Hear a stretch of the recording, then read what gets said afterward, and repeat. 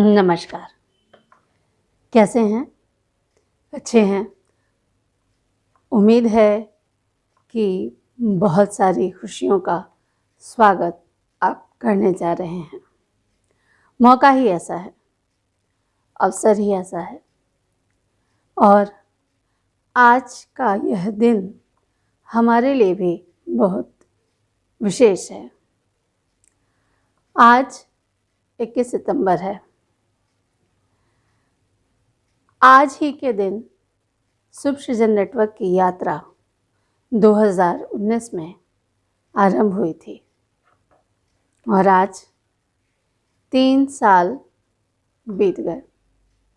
पता नहीं चला कैसे बीत गए, मगर ये सब कुछ अगर हो पाया है और आज जो थोड़ा बहुत प्रयास हम कर रहे हैं तो इसके नेपथ्य में आप लोगों का प्रोत्साहन है, आप लोगों का विश्वास है, जो हमें विश्वास है कि बढ़ते समय के साथ दृढ़ से दृढ़तर होता जाएगा।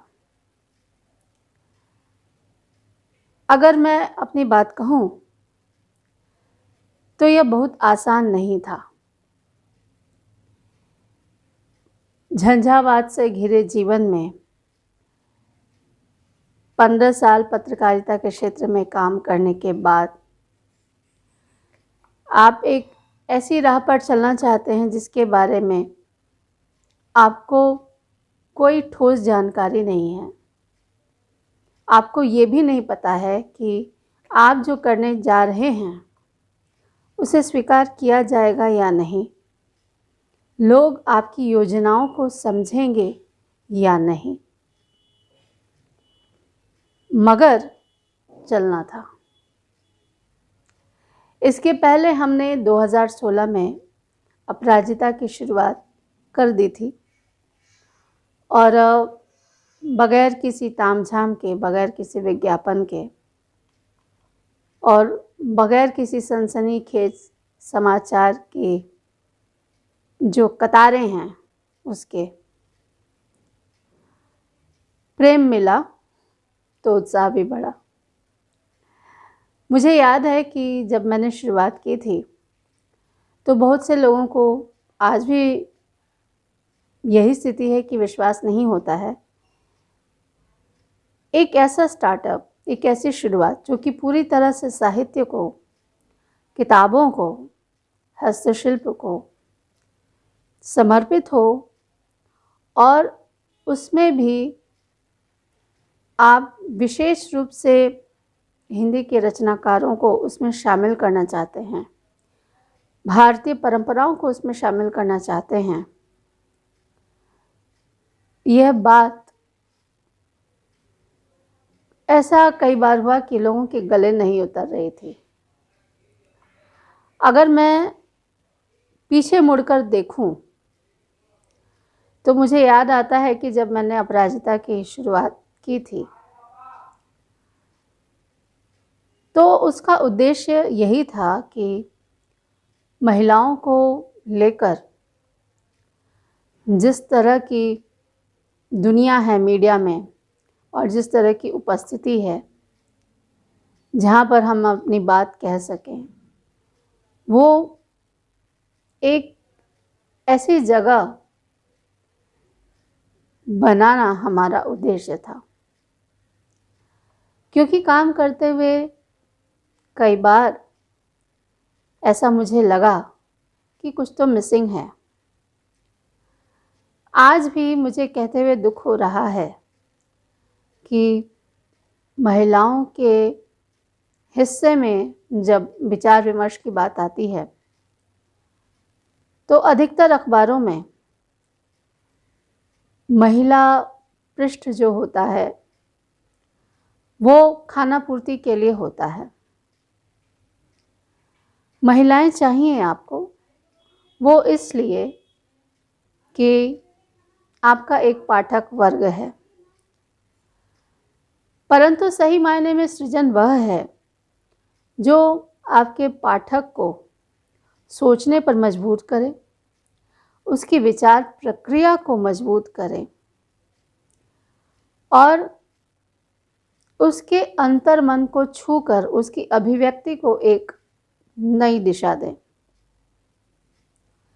मैं ये नहीं कहती कि आज जो भी हम देखते हैं अखबारों में उन चीज़ों को नहीं होना चाहिए, अवश्य होना चाहिए, क्योंकि वो सारी चीज़ें जीवन का हिस्सा हैं। परंतु आपको ये भी समझना होगा कि महिलाओं की दुनिया, बच्चों की दुनिया, युवाओं की दुनिया आपके उन तमाम मापदंडों से आगे जाती है। आज भी जब चुनौतीपूर्ण विषय आता है महिलाओं को लेकर, तो अखबार हों या पत्रिकाएं हों, जोखिम नहीं लेना चाहती। बहुत से बहुत अधिक हुआ तो 1 या 2 कॉलम दे दिया गया, और जिस किसी लेखिका ने इन मुद्दों को उठाने की कोशिश की तो 3-4 बार देखने के बाद उसे समझा दिया गया कि हमारा पाठक ऐसा नहीं, ऐसा चाहता है, आप उसी घिसे पिटे पैमाने पर लिखिए, मगर लिखिए। ऐसे में नयापन कहाँ से आएगा? आज हिंदी पत्रकारिता के सामने सबसे बड़ी समस्या जो है वो इसी नवीनता बोध की है। हम ये सोच लेते हैं कि जो पुराने समय से चीज़ें चली आ रही हैं हम उनको वैसे लेके जाएंगे, वही 1-2 पकवान दे दिए, वही जो घरेलू नुस्खे दे दिए, वही शॉपिंग करवा दी, वही स्वेटर बुनाना सिखा दिया, 1-2 कथाएं, लघु कथाएं दे दी और बहुत दिया कॉलम दे दिया, और हमने समझ लिया कि हमने महिलाओं का कल्याण कर दिया। बात जब युवाओं की आती है तो वही मोबाइल की लत नहीं, ऐसे लत नहीं, वैसे लत नहीं, ये दुनिया भर की चीज़ें। इन सारी चीज़ों के बीच जो सृजनात्मकता है, हम ये सोच ही नहीं पाते हैं कि एक तय मापदंड के अलावा भी महिलाएं सोच सकती हैं, उनकी अपनी ज़िद हो सकती है, अपने संघर्ष हो सकते हैं। उन चीज़ों को, उन मुद्दों को सामने लाया जाए, लेकिन हम वो मुद्दे नहीं उठाते। हम आज भी महिलाओं को उन्हीं जगहों पे देखना पसंद करते हैं जहाँ से वो कोना जहाँ जाता है, आज भी जहाँ दादा परदादा के ज़माने से चला आ रहा है। आज भी हिंदी कविताओं में, हिंदी साहित्य में माँ की जो छवि है वो वही है जो मैथिली शरण गुप्त के ज़माने से चली आ रही है। लेकिन आपको समझना होगा कि महिलाएं भी बदली हैं, महिलाओं की दुनिया भी बदल रही है। ऐसे में क्या कारण है कि पत्रकारिता खुद को बदलना नहीं चाहती? कहीं ना ही क्या ऐसा कोई अहंगबोध है जो आपकी सोच से टकरा रहा है और चीज़ों को बदलने नहीं देता? ऐसा क्यों है कि आप खुद 21वीं सदी में जाना चाहते हैं और हम महिलाओं की दुनिया को उसी 18वीं, 19वीं और 15वीं शताब्दी में रहने देना चाहते हैं? आप वैचारिक अभिव्यक्ति को, सोच को, उद्बुद्ध करने वाली चीज़ों को अपने जो पत्रकारिता है उसमें स्थान नहीं देना चाहते। तो जब मैंने शुरुआत की थी तो ये सवाल जो हैं, ये जो तमाम सवाल हैं, टकरा रहे थे। और कहने की ज़रूरत नहीं है कि आज भी पत्रकारिता की दुनिया में, अखबारों में, हिंदी अखबारों में महिला संपादक हो सकती है, महिलाएं उच्च पदों पर जा सकती हैं, निश्चित रूप से जा सकती हैं। लेकिन अगर हम बंगाल की हिंदी पत्रकारिता की बात करें तो वो स्थिति नहीं थी। आप नज़र उठाकर देख लीजिए, अनुपात, हम तमाम लैंगिक समानता की बात करें, लेकिन आप खुद अनुपात देख लीजिए। निश्चित रूप से जब मैंने शुरू किया तो परिहास करने वाले लोग थे, उन्हें विश्वास नहीं होता था कि क्या महिलाओं की दुनिया है। आज भी जब मैं कहती हूँ कि शुभचिता में सिर्फ लड़कियों के लिए जगह है तो उसका एक कारण है। ऐसा नहीं है कि हमें बच्चों से, हमारे लिए सारे युवा एक बराबर हैं और लड़के लिखते हैं, लड़कों का स्वागत है और लड़के बहुत संवेदनशील होकर लिखते हैं। लेकिन जो कोना है, आप सबको पता है कि मैं जो काम करती हूँ अधिकतर छात्राएं होती हैं वो छात्राएं जिन्हें घर से 2 घंटे देर से अगर पहुंचना पड़े तो उनकी हृदय की गति, उनकी धड़कनें और उनके पैरों की गति यकायक तेज हो जाती हैं।